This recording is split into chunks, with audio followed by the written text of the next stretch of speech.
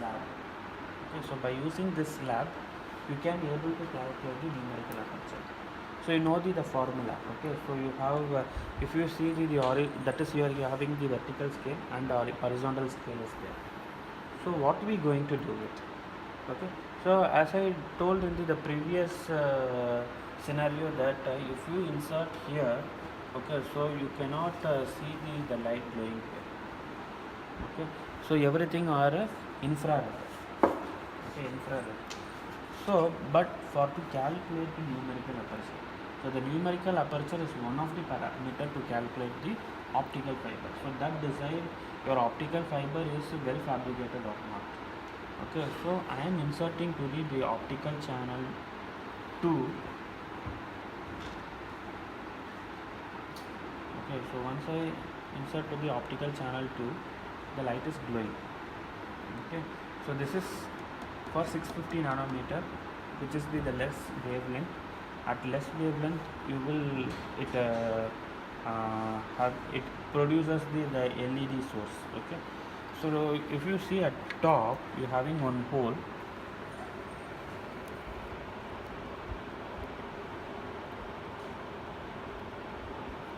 I am inserting in that and tight it. Okay, once I inserted,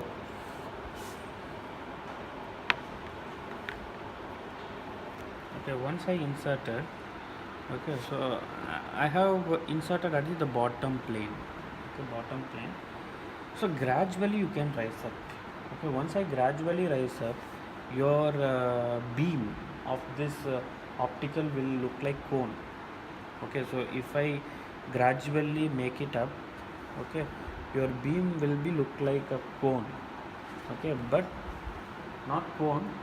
Actually, please imagine, okay, cone, but you will see that is beam occur on the plane only. It will be like a circular one. So you have to find the diameter of this by using this scale. Okay, using this scale. So once I keep on taking up, the diameter will be more, but the light has been dispersed. Okay, intensity has been. So through this you can calculate the numerical aperture. So you know the Snell's law formula. So what is the Snell's law formula? Sin theta 1 is sin theta 1 divided by sin theta 2 equal to n1 by n2. So where n1 and n2 are refractive index of two medium respectively. So by using this setup, we can able to calculate that value. So through that conical beam, we can find that theta value also. Okay, so that will be sometime unknown. Okay, sometime known. Okay, some problem they will give known and some problem they will give unknown case also.